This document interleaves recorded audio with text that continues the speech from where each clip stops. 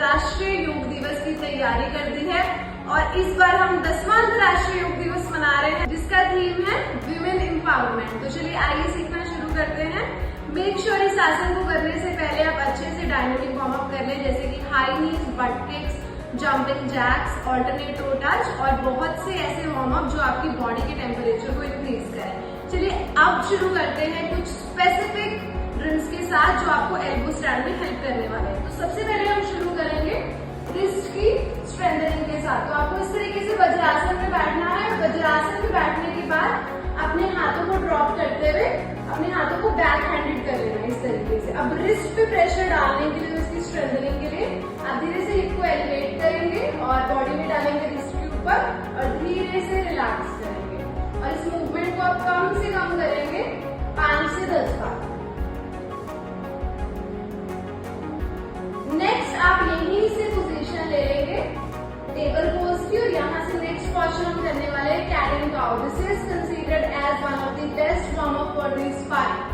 और elbow stand को करने के लिए आपकी बैक की फ्लेक्सिबिलिटी, आपकी आर्म्स की स्ट्रेंथनिंग, हिप ओपनिंग और सबसे ज्यादा आपका बैलेंस एंड कंट्रोल बहुत जरूरी है।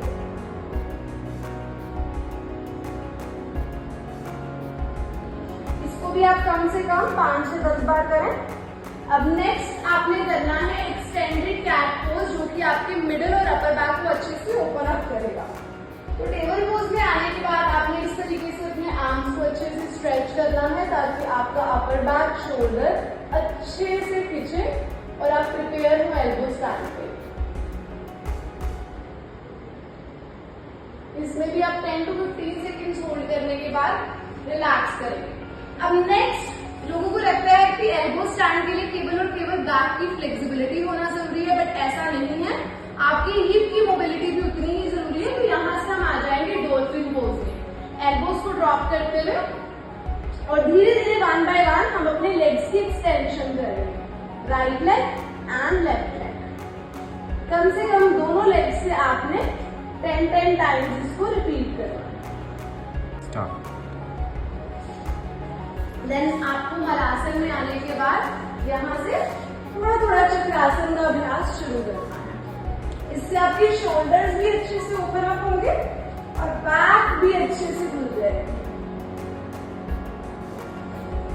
लास्ट राउंड ड्रिल हम करेंगे लिजर्ड पोज, ताकि आपकी हिप के मसल्स भी अच्छे से ओपन अप हो पाए। इसको भी आप दोनों साइड से कम 5 टाइम्स रिपीट करें। All set. सबसे पहले मैं यहाँ पे प्रैक्टिस करके दिखाऊंगी व्हील के साथ। अगेन योगा व्हील यहाँ पर ऑप्शनल है। इसके बाद मैं बॉल की हेल्प से भी आपको ये आसन जो है प्रैक्टिस करके दिखाऊंगी। तो अगेन जैसे हम शलभासन के लिए सपोर्ट लेते हैं, तो इसके लिए हमें इसको थोड़ा सा अपर एब्डोमेन की तरफ रखना है, दोनों एल्बोज का सपोर्ट लेना है और धीरे से लेग्स को ओपन अप करते हुए स्ट्रेच करना और रिलैक्स।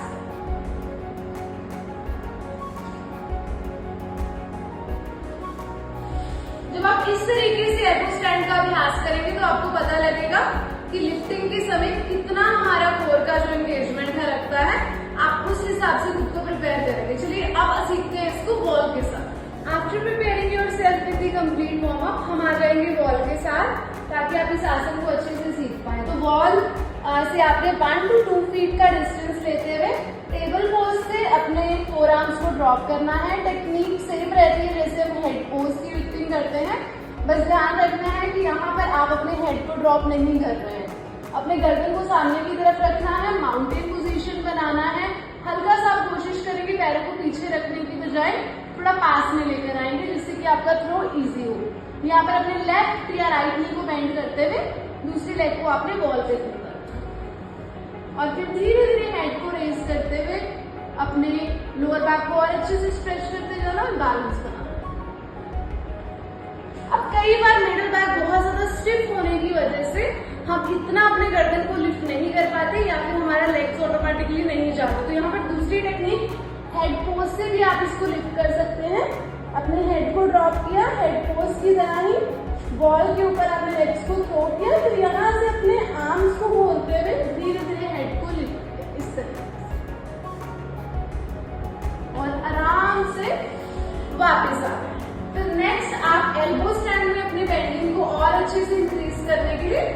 एक चेयर की हेल्प भी ले सकते हो। तो चेयर को आपने फुली अटैच कर देना वॉल से, एल्बो स्टैंड की पोजीशन में आ जाना है और धीरे से अपने लेग्स को थ्रो करना है वॉल। फिर धीरे धीरे अपने अपर बैक और मिडल बैक को और अच्छे से ओपन करने के लिए पैरों को ड्रॉप करना है और हेड को रेज करना है।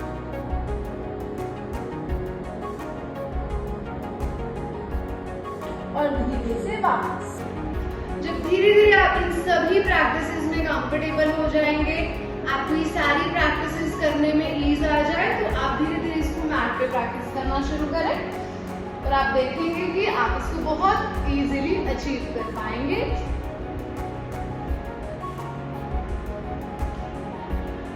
कुछ इस तरीके से।